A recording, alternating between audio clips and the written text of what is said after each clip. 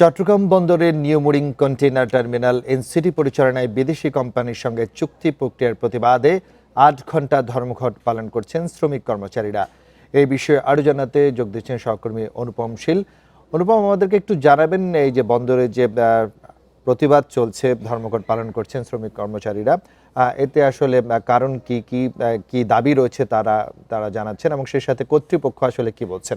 তার আগে একটু বর্তমান পরিস্থিতি একটু দেখাতে চাই। আমরা এখন চট্টগ্রাম বন্দরের ৪ নম্বর গেটে আছি এবং এটি মূলত বন্দরের সবচেয়ে বেশি যানবাহন বা পণ্য ডেলিভারি বা পণ্য প্রবেশের পথ এটি, এবং এখানে আজকে দেখতে পাচ্ছেন যে একেবারেই শুনশান নীরবতা। সামনের রাস্তায় সড়কে কিন্তু যান চলাচল আছে, কিন্তু বন্দরমুখী বা বন্দর থেকে কোনো যানবাহন পণ্যবাহী বা কোনো কন্টেইনার বেরোচ্ছে না।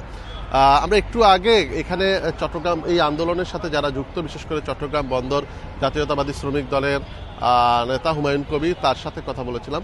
তিনি বলছেন যে তাদের যে 2 দিনের কর্মবিরতি সেটি 8 ঘন্টা করে প্রতিদিন, সেটি দ্বিতীয় দিনের মতো আজ চলছে। কিন্তু গতকালকে প্রশাসনের পক্ষ থেকে বেশ কিছু ব্যবস্থা নেওয়া হয়েছে যেটি দমনমূলক, নিপীড়নমূলক বলে তিনি দাবি করেছেন।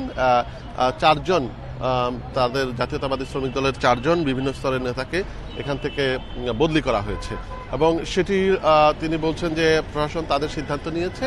শ্রমিকরা তাদের স্বতঃস্ফূর্তভাবে যে ধর্মঘট এই বা কর্মবিরতি পালন করার বিষয়টি, সেটি নিয়ে তাদের সিদ্ধান্ত শ্রমিকরা নিচ্ছে, এবং তারা বলছেন যে তারা আজকে বিকেলে আবার বৈঠকে বসবেন, সেখান থেকে এই কর্মবিরতির বিষয়ে বা পরবর্তী আন্দোলনের বিষয়ে নতুন করে ঘোষণা আসতে পারে। তবে আমরা যেমনটা ইঙ্গিত পেয়েছি যে হয়তো এই 2 দিনের কর্মবিরতিটি আজকে শেষ হওয়ার কথা ছিল, কিন্তু এটি হয়তো সামনে আরও দীর্ঘায়িত হতে পারে, এরকম একটি বিষয় আমরা শ্রমিকদের পক্ষ থেকে জানতে পেরেছি।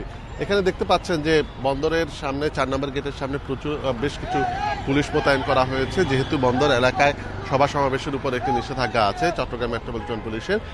তবে এখানে আমরা দেখছি যে শ্রমিকদের মধ্যে এক ধরনের আলোচনা চলছে, তারা এই কাজ বন্ধ থাকা এবং এতে। তবে একটি বিষয় জানিয়ে রাখি যে বন্দরের ভেতরে যে সমস্ত জাহাজ থেকে পণ্য লোডিং আনলোডিংয়ের কাজ যেগুলো ছিল, সেগুলো কিন্তু ভিতরে চলছে, এবং গতকালকেও চট্টগ্রাম বন্দর কর্তৃপক্ষ আমরা দেখেছি 2টি বার্থ অপারেটরকে চিঠি দিয়েছে যে যারা গতকালকে তাদের অপারেটিং কার্যক্রম বন্ধ রেখেছিল, আজকে যাতে সে সমস্ত অপারেটিং কার্যক্রম চালায় সেই বিষয়টি তারা অবহিত করেছিল 2টি বার্থ অপারেটরকে।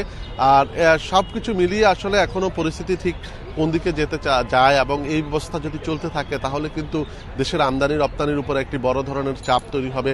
বিশেষ করে সামনে রমজান আসছে, রমজান কেন্দ্রিক যে পণ্য আমদানি, সেই সমস্ত পণ্য খালাস করে বাজারে সঠিক সময়ে পৌঁছানো, এটি নিয়ে একটি অনিশ্চয়তা তৈরি হচ্ছে। আর বন্দরে যদি কোনো জাহাজে পণ্য খালাস না করতে পেরে যদি অপেক্ষা করতে হয়, তাহলে আমরা জানি যে প্রতিদিন অন্তত একটি জাহাজকে $10 থেকে $15,000 পর্যন্ত জরিমানা গুনতে হয়, এবং সেটি আবার দেশের সামগ্রিক অর্থনীতির উপর একটি নেতিবাচক চাপ তৈরি করতে পারে, এটি সংশ্লিষ্টরা মনে করছেন।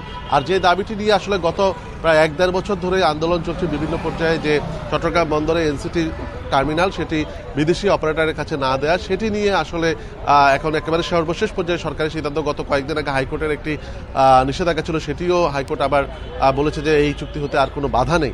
এরপরে আসলে আবার নতুন করে এই আন্দোলন বা এই বিষয়টি সবার আলোচনায়। চট্টগ্রাম বন্দর থেকে সর্বশেষ তথ্য জানাচ্ছিলেন সহকর্মী অনুপম শীল।